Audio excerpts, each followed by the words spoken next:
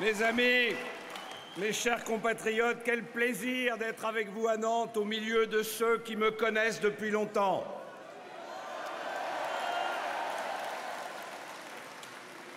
Plus de 5000 dans cette salle, d'autres qui n'ont pas pu rentrer, je vous demande de faire monter une immense clameur, la clameur d'un peuple qui veut gagner cette élection et que cette clameur atteigne les salles de rédaction parisiennes.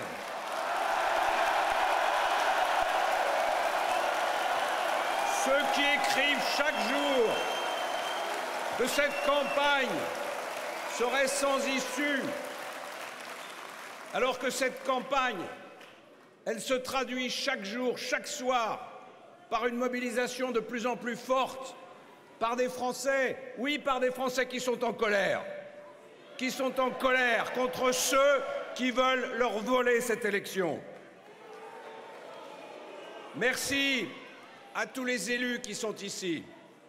Il y en a tellement que je ne sais pas si je peux les citer, mais en même temps, ça sera une autre démonstration de cette unité, de ce rassemblement de toutes les forces de la droite et du centre. Oui, je veux saluer Christophe Priou, André Triard, François Pinte, Catherine Deroche, Jean-Charles Taugourdeau, Guillaume Chevrollier, Elisabeth Doineau, Yannick Favennec, Marc Joulot, Jean-Pierre Vogel, Alain Leboeuf, Yannick Moreau, Annick Billon, Yves Auvinet, Alain Cadec, Michel Vaspart, François Goulard, Philippe Leray, Isabelle Le Callennec, Dominique Delay, Gilles Lurton. Et puis je veux saluer ceux qui ont fait le déplacement avec moi aujourd'hui. Je veux saluer Éric Ciotti, le député des Alpes-Maritimes.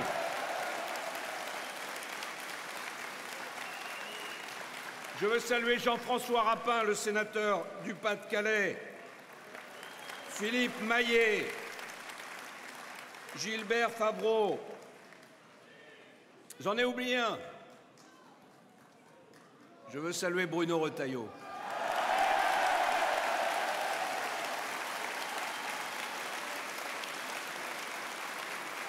Je veux saluer Bruno pour son courage, pour son engagement, pour sa force, pour sa droiture. Je veux saluer un homme qui, pendant cette campagne, s'est non seulement révélé comme un formidable combattant, mais comme un homme d'État.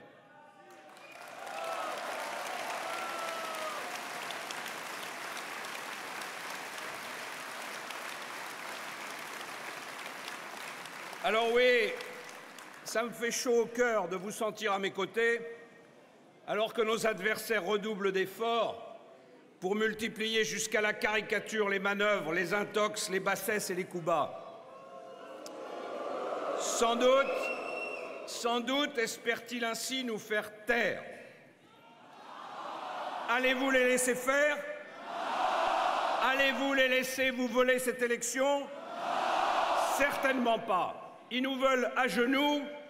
Eh bien, nous sommes et nous serons toujours debout. Aucune intimidation ne fera plier notre volonté, alors que depuis plus de 2 mois, le plus incroyable système de dénigrement mis en place sous la Ve République tourne à plein rendement. En dépit de la situation économique, en dépit de la montée des périls extérieurs, et alors même que des attentats continuent de se perpétuer sur notre territoire. C'est bien d'ailleurs la seule chose qui les intéresse encore, qui parvient à les sortir de leur long sommeil. Car rien, oui rien, apparemment ne leur paraît plus important et plus urgent que de me briser et du même coup de briser votre légitime espérance dans une alternance franche et claire, en oubliant que vous êtes le peuple souverain et que vous seul êtes maître de vos choix.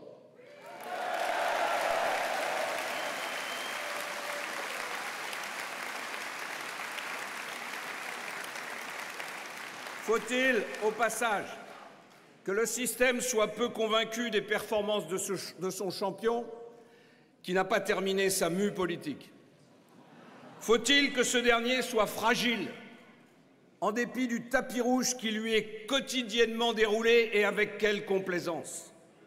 Faut-il qu'il doute de son programme, vite fait sur un coin de table, après avoir regardé par-dessus l'épaule des autres candidats?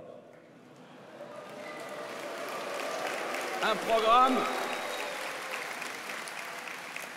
programme qui a tout d'un manteau d'arlequin et pas grand-chose à voir avec un projet pour redresser la France, comme si la politique pouvait se résumer à un questionnaire à choix multiples. Faut-il que l'inquiétude monte dans leur rang pour se livrer à cette débauche de propagande et à cette ivresse de calomnie? Oui, j'ai participé à un certain nombre d'élections dans ma vie, mais je n'en ai jamais vu, où l'exécutif, et ce à quelques jours du scrutin, accroché à ses privilèges, mobilisait autant d'énergie pour demeurer en place. Mes chers amis, je vous le demande, non sans une certaine solennité, pouvait-on en effet imaginer un jour que des responsables politiques, et ce au plus haut niveau de l'État, réclameraient à corps et à cri le retrait pur et simple à cette élection présidentielle du candidat portant les valeurs de la droite et du centre, de votre candidat? Et à quel titre, si ce n'est celui du bon plaisir? Oui, ils ont osé demander l'élimination avant même le vote de la principale famille politique de ce pays. Qui plus est, la seule à pouvoir assurer une majorité stable pour conduire les réformes dont le pays a tellement besoin. Décidément,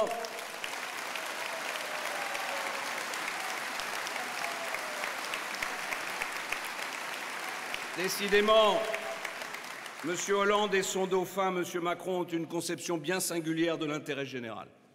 Quel culot, quelle extravagance! Pouvait-on imaginer pareille forfaiture, pareil manquement au respect de la démocratie il y a encore un an? Un tel mépris pour ces primaires, où se sont exprimés des millions de nos concitoyens. Bon, il est vrai que quand on voit le sort qu'ils ont réservé à leur ancien ami, M. Hamon, qui a remporté de haute lutte les primaires de cette gauche plurielle devenue une gauche plus rien, on voit qu'ils sont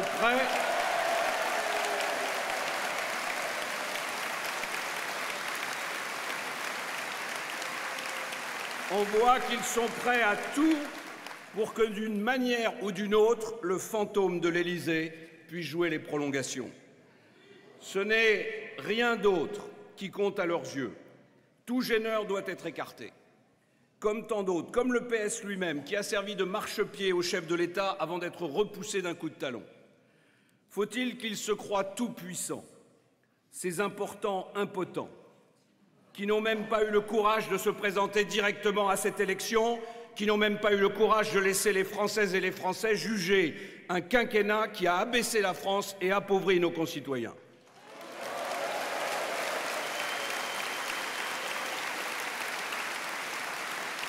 Il est vrai qu'ils connaissaient d'avance le verdict. Et on se demande jusqu'où ira leur audace. Peut-être jusqu'à mettre en pratique la fameuse boutade de Brecht. Parvenus à ce stade, ne serait-il pas plus simple pour eux de dissoudre carrément le peuple et d'en élire un autre?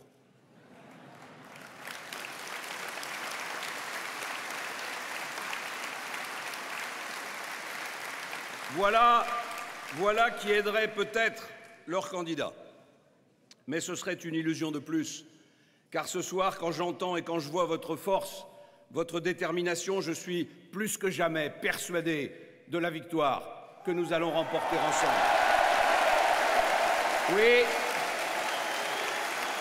Oui, je puise ici une formidable énergie.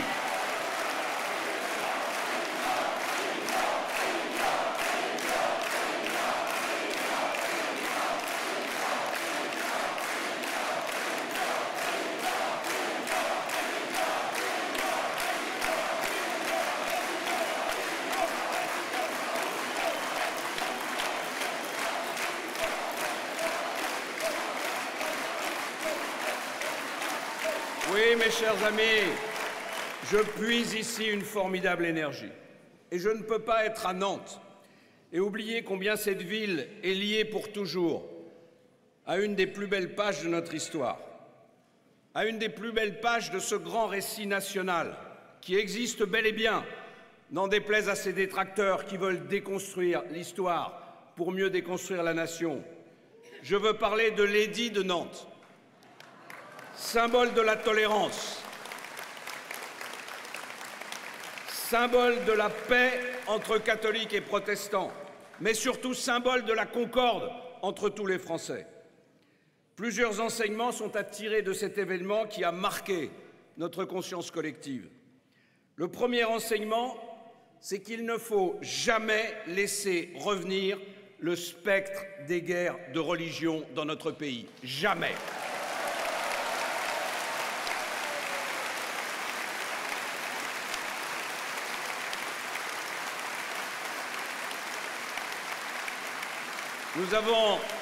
Nous avons trop souffert dans notre histoire de ces conflits, aussi vains que sanglants, qui ont dressé des Français contre d'autres Français pour permettre aux fauteurs de troubles d'introduire la discorde parmi nous.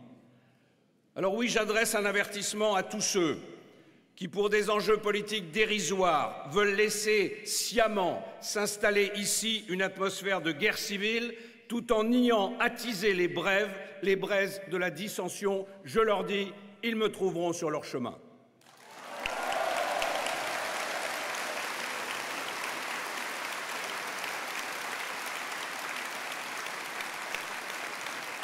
Je l'ai toujours affirmé, ceux qui croient comme ceux qui ne croient pas ont toute leur place dans la France que nous voulons et dans la nation que nous aimons.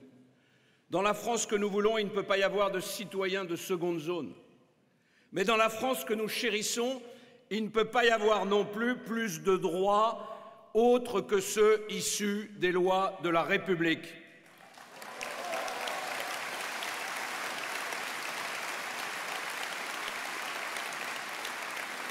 La laïcité, que certains s'empressent de vouloir recouvrir d'un adjectif qui dénature son sens véritable, n'est pas une religion. C'est un cadre qui délimite et qui garantit précisément cette vie en commun. Le second enseignement, c'est que ceux qui dirigent le destin de notre pays doivent précisément veiller à être les gardiens de cette vie en commun. Ils doivent se hisser au-dessus des intérêts partisans, au-dessus des lobbies, au-dessus des communautarismes, et ils doivent être les garants de cette précieuse unité nationale. Vous le savez, cet édit de Nantes, ce traité de tolérance, fut l'œuvre d'Henri IV, une des plus hautes et une des plus belles figures de notre histoire, qui, durant plus de 20 ans, guerroya contre les fanatismes de son temps et refusa la division de son royaume. On ne devient pas responsable d'un grand pays comme la France sans avoir été attaqué, injurié, écorché par ses adversaires. Plus près de nous, De Gaulle, Pompidou, Giscard, Mitterrand, Chirac, Sarkozy, tous ont été des cibles, mais les qualités requises pour exercer le pouvoir diffèrent selon que l'on se trouve dans une période de crise ou dans une période de prospérité. Eh bien oui, aujourd'hui, on n'hésite pas à mettre ma vie à l'épreuve. On la décortique dans tous les sens. On l'étale, on la dissèque sans aucune pudeur, sans aucun respect pour ce qui s'appelait jadis la présomption d'innocence. Des belles âmes se sont émues parce que j'ai évoqué le souvenir de Pierre Bérégovoy lors de l'émission politique sur France 2. Alors, je le redis calmement et fermement, Bérégovoy n'était pas du sérail et il fut bien livré aux chiens, pour reprendre l'expression du président de la République de l'époque.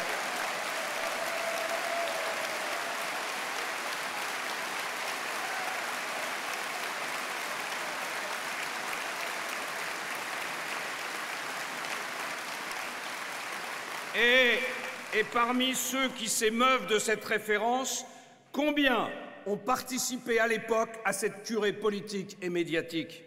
Alors aujourd'hui, je dis aux Français, ne me jugez pas d'après les actes d'accusation de ces nouveaux inquisiteurs, jugez-moi sur mon parcours.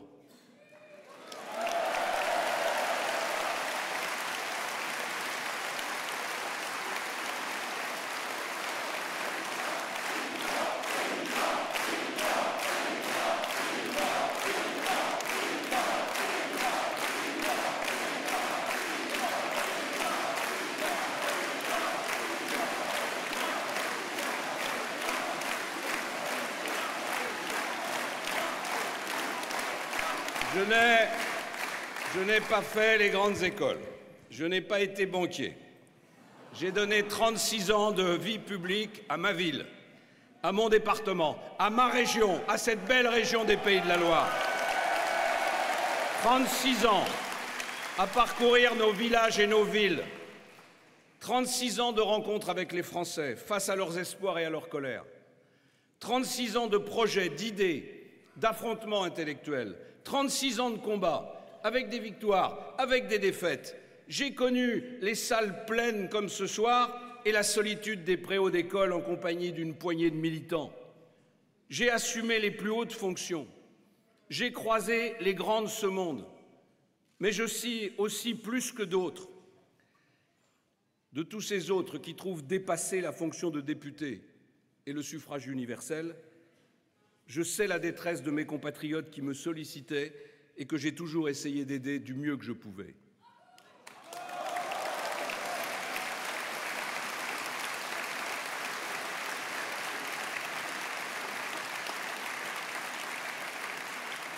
J'ai pu faire des erreurs, je le reconnais volontiers. Mais qui n'en a pas fait? Et ceux qui n'ont jamais fait d'erreur ne sont pas nécessairement les êtres les plus justes et les plus solides. L'histoire nous apprend que les peuples se plaignent rarement dans les temps difficiles d'un excès de courage, de clarté et de volonté.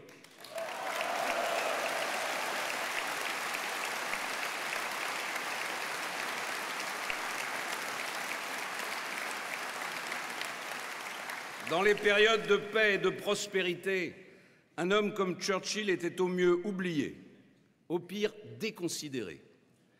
Or, comme nous le rappellent les attaques sur notre sol et l'attentat de Londres, frappant le premier Parlement dans l'histoire européenne, nous sommes entrés dans les temps sombres. Voilà pourquoi cette élection n'est pas une question de casting, comme on s'attache à vouloir vous le faire croire. Jugez-moi sur mon parcours et jugez-moi sur mon programme.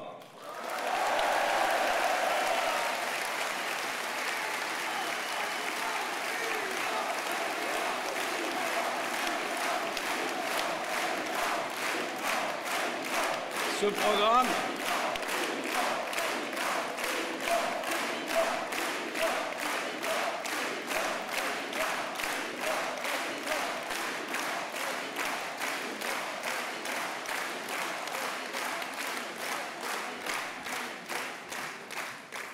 campagne terne sans enthousiasme, disait un grand journal du soir. Ce programme, il a été conçu avec vous. Et pas avec des notes de ces experts en antichambre, co-responsables de l'état de faillite dans lequel se trouve notre pays. Pendant 3 ans, j'ai sillonné la France à la rencontre de vos espoirs, de vos colères, de vos joies, de vos déceptions. J'en ai tiré une feuille de route avec une obligation en tête, faire enfin, convaincu qu'aucune réforme ne peut être menée à bien si l'on ne donne pas clairement le but à atteindre. J'ai bien conscience, mes chers amis, qu'à chaque échéance, les responsables politiques demandent aux Françaises et aux Français de nouveaux sacrifices. Et qu'en dépit de tous les efforts produits, ces derniers ont l'impression que cela n'avance jamais. Eh bien, la France a été victime depuis des décennies d'une double trahison. D'abord, celle provenant de tous ceux qui se sont servis de la dette publique pour masquer leur manque de courage. Et de l'autre,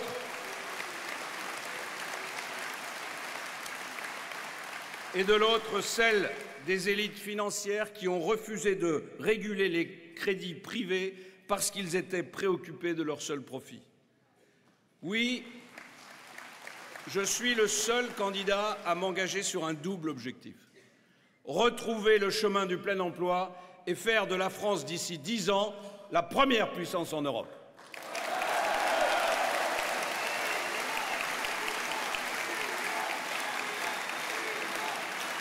Mes amis, le chômage structurel qui mine notre pays est un sujet trop grave pour être abandonné aux joueurs de flûte et aux apprentis sorciers. Moi, je n'esquive pas, je ne louvoie pas, je propose une vraie transformation économique et sociale, rendue de plus en plus difficile par cette dette insoutenable que nous traînons comme un boulet. Je veux nous libérer des normes, des contrôles qui paralysent l'activité, qui tuent les initiatives, qui dissuadent l'investissement. La meilleure politique sociale, c'est celle qui donne du travail. C'est celle qui donne du travail à tous les Français. Et la seule politique qui donne du travail, c'est celle qui mise sur la liberté.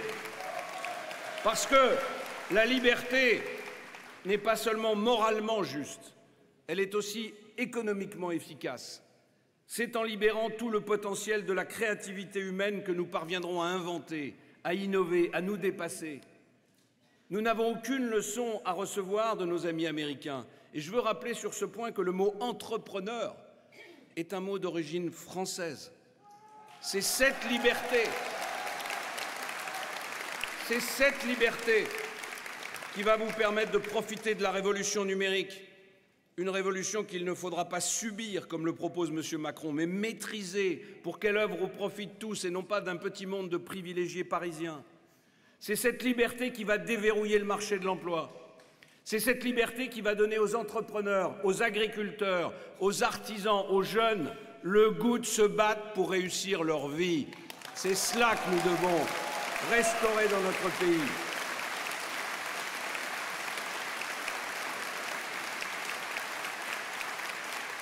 Je veux une France productive, une France réconciliée avec le travail, l'audace, la réussite. Je ferai tout pour gagner la bataille du plein emploi. Et pour ça, il faut que nos entreprises puissent se déployer, qu'elles puissent investir, qu'elles puissent embaucher. Il faut que nos PME puissent trouver des financements et se développer sans être freinées par un monceau de contraintes inutiles. Je veux libérer l'activité de tous les secteurs qui ont été bloqués par le matraquage réglementaire et fiscal. L'agriculture, l'industrie, les services, la construction. Oui, je réduirai de 40 milliards les charges sociales des entreprises qui pèsent sur le coût du travail et sur la feuille de paie des salariés.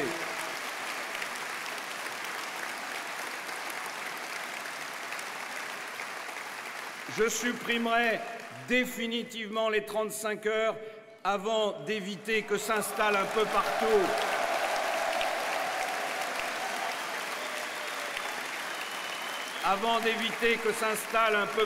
des usines à gaz, source d'injustice, comme nous le propose le candidat du surplace. J'alignerai la fiscalité du capital sur celle de nos voisins allemands parce que je préfère que les investisseurs français investissent en France plutôt qu'ailleurs. Parce que la France est un pays souverain. Et je n'aime pas que notre nation soit obligée de se prosterner devant les fonds de pension américains ou devant ceux des émirs du Golfe.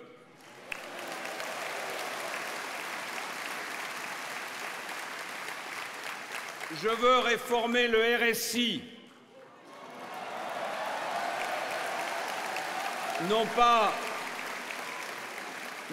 pour l'aligner sur le régime général comme le propose M. Macron, ce qui aurait pour conséquence d'augmenter de plus de 30% les charges des commerçants, des artisans et des indépendants.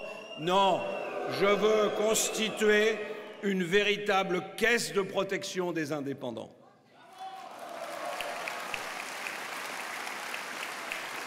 Je veux généraliser l'apprentissage. Je veux généraliser l'apprentissage pour que les jeunes puissent apprendre au sein du monde du travail.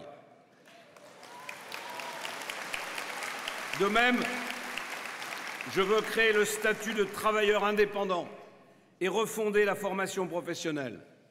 Libérer nos potentiels, simplifier, alléger, moderniser, voilà comment nous allons relancer l'économie et ranimer l'espoir. Cette vision que j'ai pour la France, elle s'applique aussi à la mer, à l'économie maritime. Et je veux en dire quelques mots ici, à Nantes, dans cette ville qui est tournée vers l'océan depuis des siècles. Quel extraordinaire atout que notre domaine maritime. Quel courage et quelle force il a fallu à ces générations de marins, de pêcheurs, d'ingénieurs, d'explorateurs pour construire, bâtir cette grande nation maritime qu'est la France. Oui, nous pouvons être fiers de notre économie maritime, de nos métiers, de nos technologies, de notre culture de la mer.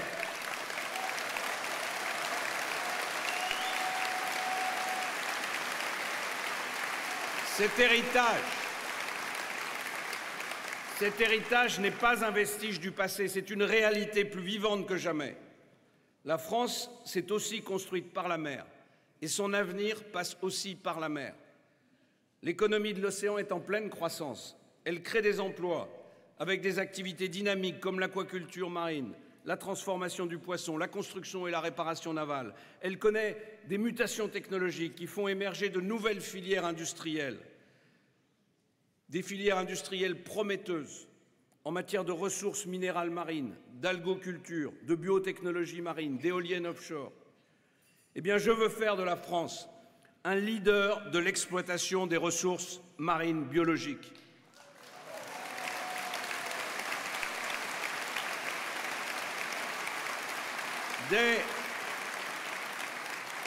Dès l'été prochain, nous lancerons des États généraux pour refonder les politiques de la pêche et de l'aquaculture, en réduisant les contraintes administratives pour que les professionnels puissent réellement vivre de leur activité. Nous devrons aussi relever le défi majeur du Brexit, qui remet en cause l'équilibre fragile des droits de pêche entre les différents partenaires européens. Et puis nous avons la chance d'avoir dans le domaine de la construction navale des fleurons nationaux comme les chantiers de l'Atlantique à Saint-Nazaire.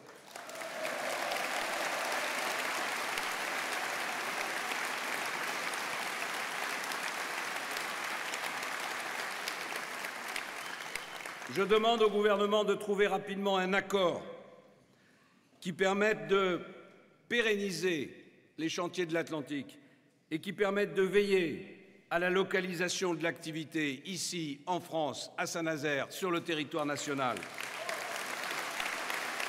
Et je dis que s'il n'était pas possible de parvenir à un tel accord dans les délais contraints auxquels nous sommes soumis, alors j'estime que l'État ne devrait pas s'interdire d'exercer son droit de préemption le temps de définir avec sérénité une véritable stratégie industrielle nationale.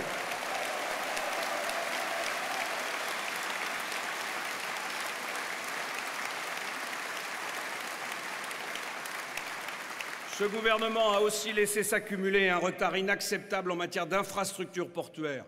Il est temps de moderniser nos ports.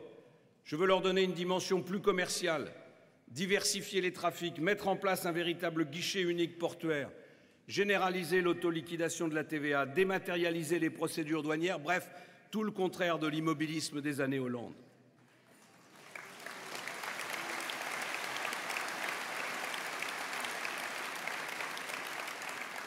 Je proposerai de créer une alliance pour la croissance bleue sur le modèle de l'Alliance pour l'industrie du futur qui a fait la preuve de son efficacité. Elle construira avec l'État une stratégie pour l'économie maritime de notre pays et elle en assurera le déploiement pour que les choses progressent enfin. Mais nous devons aussi mieux protéger cet immense domaine maritime et les personnes qui en ont la charge.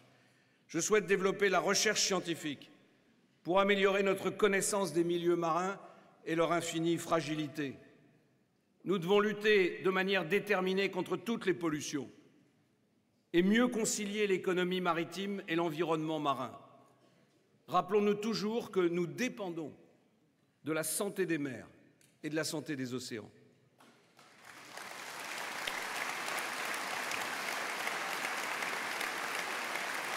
Je souhaite que l'État se dote de moyens de surveillance plus modernes pour protéger nos espaces maritimes et nos ressources, particulièrement en Outre-mer.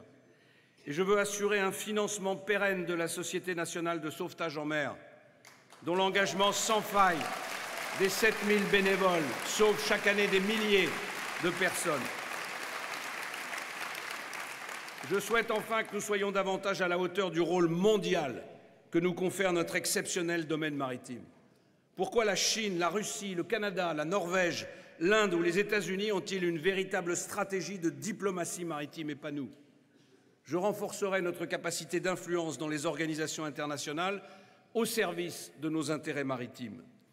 Mes chers amis, la mer est un secteur économique et un patrimoine environnemental.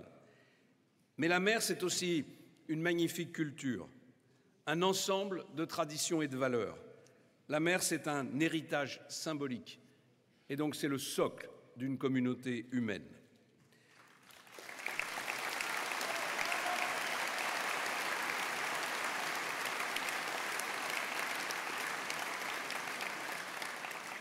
Mes amis, c'est d'abord en réformant en profondeur notre pays que nous lui donnerons les moyens de son ambition.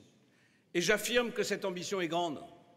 Je ne dis pas seulement cela en raison de ma volonté de redonner aux Français la fierté de ce qu'ils sont, même si la confiance en soi est une condition absolue de notre réussite, de notre redressement. Mais je le dis aussi parce que l'Europe a besoin de notre puissance, que l'Europe a besoin de notre capacité d'initiative pour sortir de l'impasse dans laquelle elle se trouve. Et je le dis aussi parce que je crois que le monde a besoin de nous. Je n'ai pas peur de l'affirmer. La France aujourd'hui, plus que jamais en ces temps troublés, manque cruellement au monde et le monde a besoin de la France.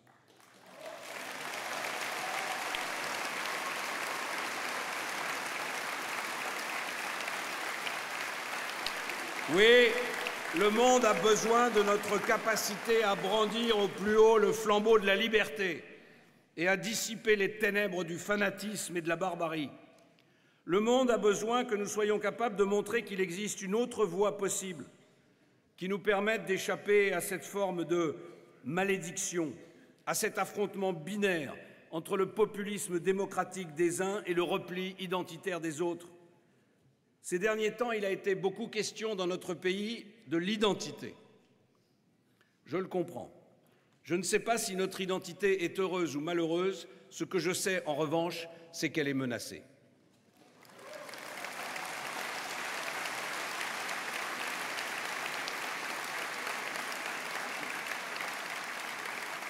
Je le comprends d'autant plus que nous sommes entourés de pêcheurs en eau trouble, qui s'emploient à entretenir le flou et l'ambiguïté, à naviguer au gré des courants et des vents, reprenant d'un côté ce qu'ils donnent de l'autre.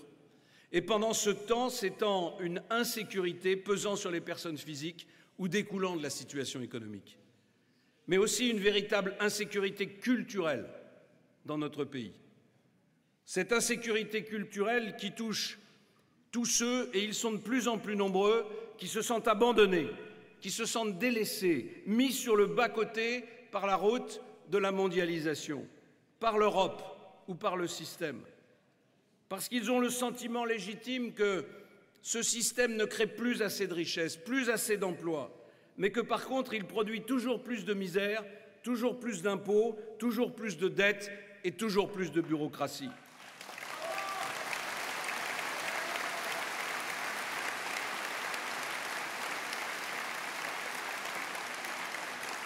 À toutes ces Françaises et à tous ces Français, je leur dis, nous allons redonner à la France un rang qui lui permettra de réorienter l'Europe, mais aussi de peser sur une scène internationale de plus en plus instable.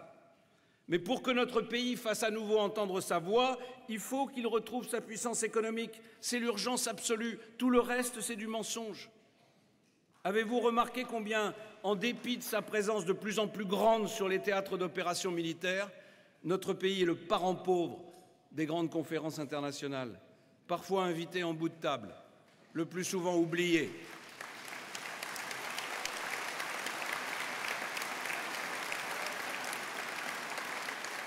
Je ne sais pas si M. Hollande a été un président normal, mais il a fait de notre pays une nation normale, c'est-à-dire excessivement moyenne.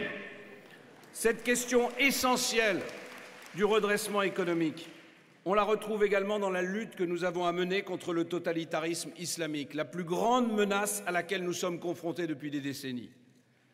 Pour retrouver les moyens de la combattre, on ne peut plus se contenter de dire « l'intendance suivra ». Une économie saine et solide est le nerf de la guerre.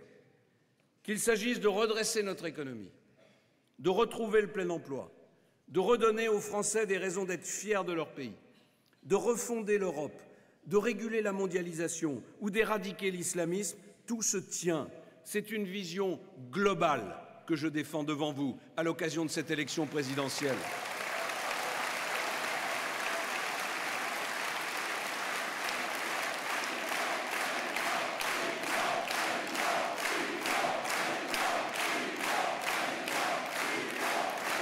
Une vision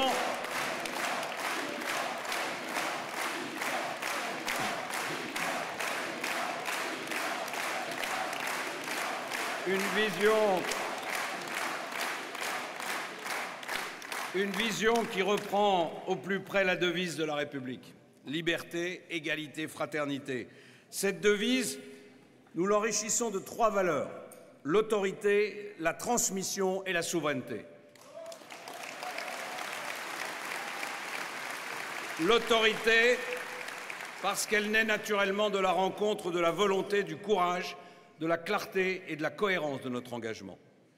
L'autorité, parce que nos compatriotes sont épuisés de tant de laxisme, de démission, d'accommodement déraisonnable, avec ce qui entreprend depuis des décennies un travail de sape à l'encontre de nos institutions et plus largement de la République.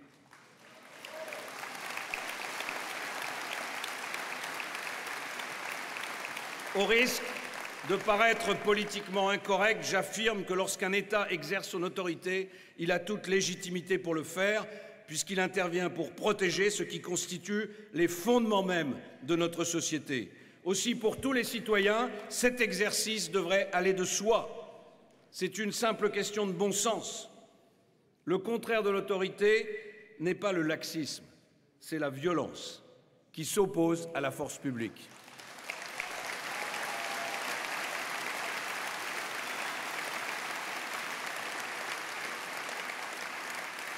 Lorsqu'un territoire de la République, à 2 pas d'ici, est occupé depuis des années par des hors-la-loi, en dépit des décisions de justice, des élections démocratiques et même du résultat d'un référendum, c'est l'autorité de l'État partout en France qui est bafouée et qui est affaiblie.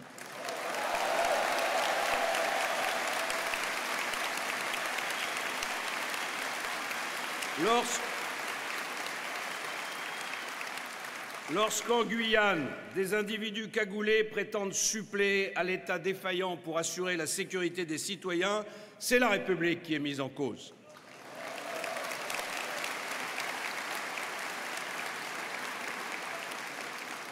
Lorsque les professeurs tremblent devant leurs élèves, les forces de l'ordre devant les délinquants, les politiques devant les démagogues, à ce moment-là, la vie en commun devient impossible.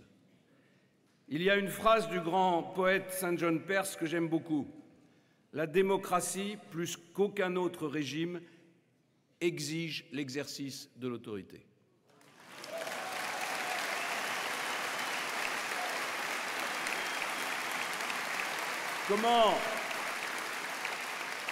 Comment restaurer cette déperdition d'autorité impulsée il y a déjà tellement longtemps?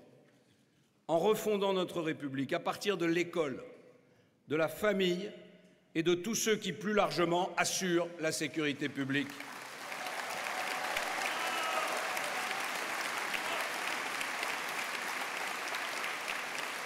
À côté de l'autorité, je place la transmission. La transmission, c'est l'acte essentiel qui inscrit tout acte politique dans la durée, qui en conçoit les conséquences à court, à moyen et à long terme. La transmission nous apprend que nous avons une dette par rapport à ceux qui nous ont précédés et un devoir à l'égard de ceux qui vont nous succéder. C'est l'image du relais que l'on se passe de main en main et qui permet à notre pays de rester dans la course.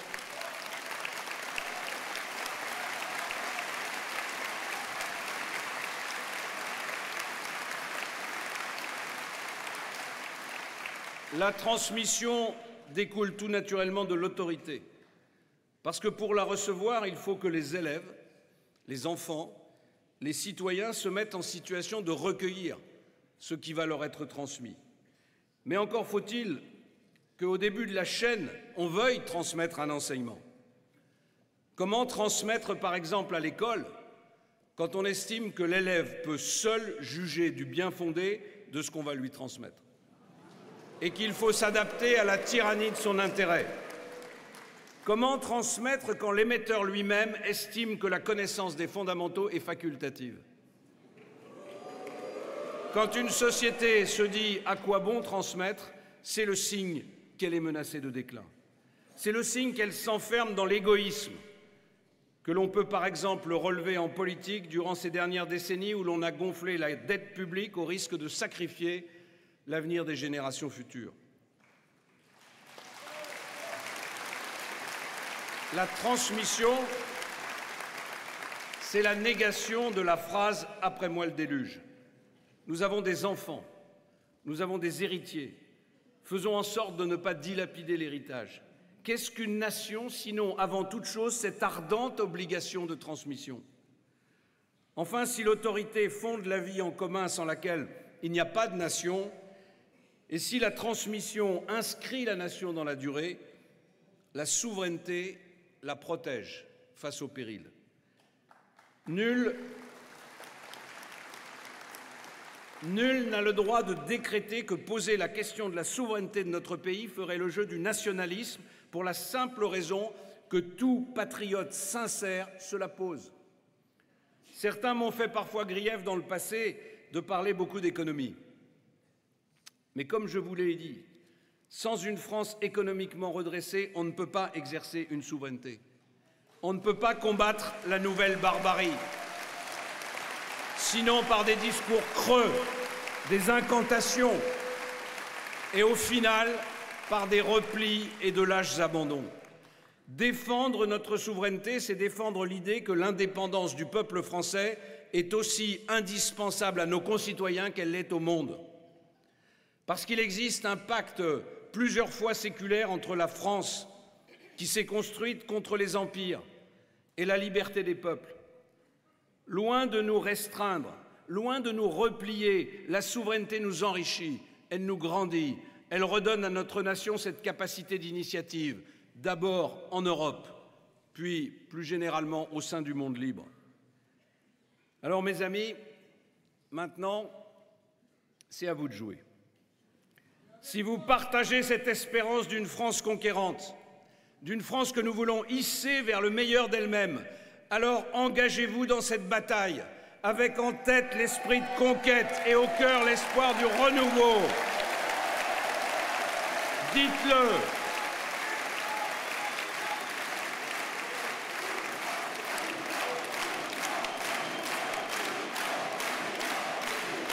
Dites-le.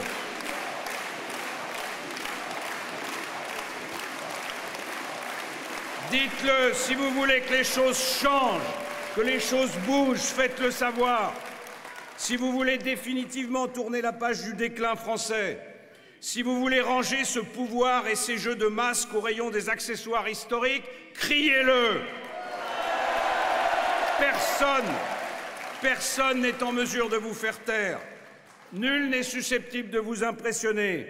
Parce que vous êtes le grand peuple de France dans son infinie variété et dans son absolue singularité. Alors soyez partout les acteurs de ce changement. Si au fond de votre cœur bat la fierté d'être français, alors soyez fiers, soyez forts, soyez plus volontaires que tous les obstacles qui se dressent sur notre chemin, que toutes les volontés adverses. Je vous invite à l'action, mes amis. Engagez-vous, osez, foncez, brandissez avec moi l'étendard de la France, ce drapeau des hommes et des femmes debout, ce drapeau libre qui deviendra demain celui de notre victoire. Vive la France, vive la République.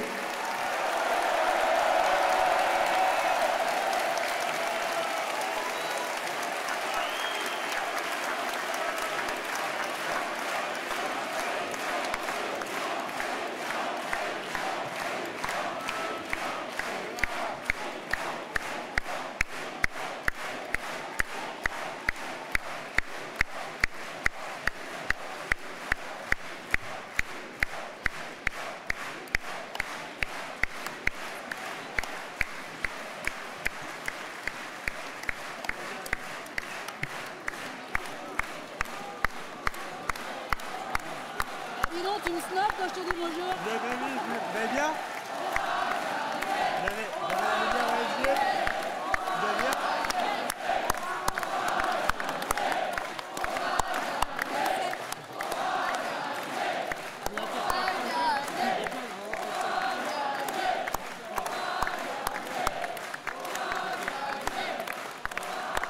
bien?